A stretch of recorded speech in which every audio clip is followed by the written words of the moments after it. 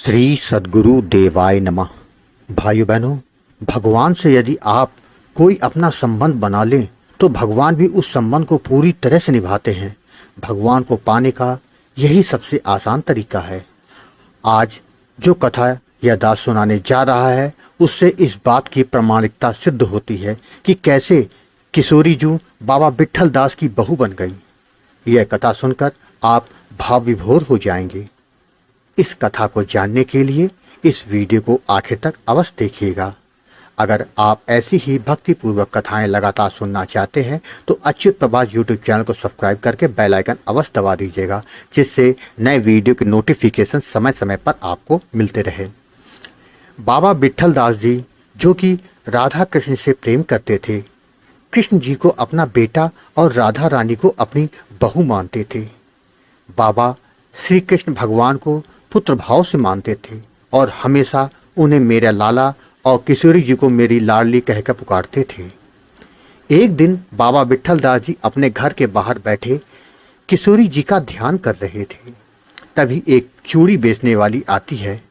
बाबा उसे बुलाते हैं और कहते हैं कि जा अंदर जाकर मेरी बहुओं को चूड़ी पहनाकर आ और जो पैसे हो वो मुझसे आकर ले लेना।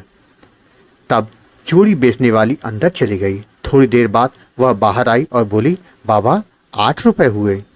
बाबा ने पूछा, 8 रुपए कैसे? चूड़ी बेचने वाली ने कहा, बाबा तुम्हारी 8 बहुएं थीं और हर एक को मैंने एक रुपए की चूड़ी पहनाई है। लेकिन बाबा बोले, मेरे तो 7 बेटे और 7 बहुएं हैं, फिर 8 बहुएं कैसे? चूड़ी बेचने वाली ने कहा, बाबा मैं तुझसे झूठ क्यों बोलूंगी? अब बाबा का ज्यादा बहस करने का मन नहीं था।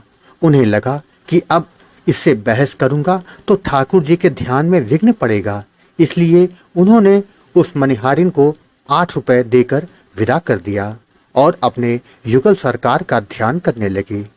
लेकिन उन्हें मन ही मन इस बात का दुख था कि चूड़ी बेचने वाली ने झूठ बोलकर उनसे ज्यादा पैसे ले लिए, क्योंकि पूरे गांव में बाबा जी से कोई भी झूठ नहीं बोलता था।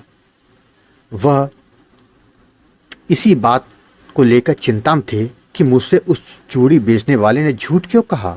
रात्रि में बाबा को सोते हुए स्वप्न में किशोरी जी आती हैं और कहती हैं, बाबा ओ बाबा। बाबा मंत्रमुग्ध होकर किशोरी जी को प्रणाम करते हैं। तब किशोरी जी कहती हैं, बाबा तू ठाकुर जी को अपना पुत्र मानते है? बाबा बोले, हाँ ठाकुर जी तो मेरे बेटे हैं, मेरे लाला हैं वो तो। तब किशोरी जी कहती हैं, यदि ठाकुर जी तुम्हारे बेटे हैं तो मैं भी तो तुम्हारी बहू हूं ना?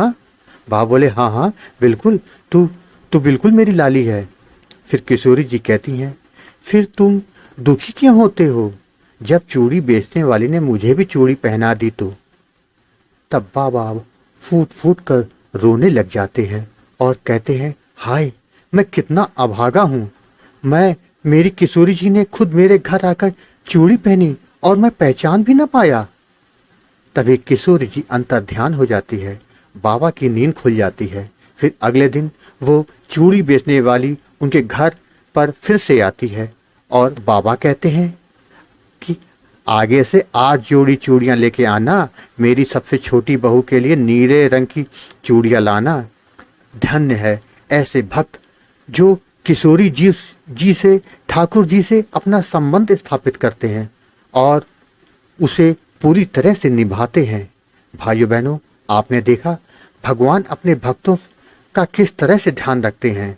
अगर आप उस परमात्मा के दर्शन चाहते हैं तो आप अपने आप को उनके हवाले कर दो, फिर देखो कैसे आप भी उसके पावन दर्शन का सौभाग्य प्राप्त कर सकते हैं। यह सच्ची कथा यदि आपको अच्छी लगी हो तो कृपया इसे औरों को शेयर करें, ताकि ज़्यादा से ज़्यादा लोगों को भगवान के प्रति जो उनकी आस्था है वो और अधिक मजबूत हो सके। धन्यवाद।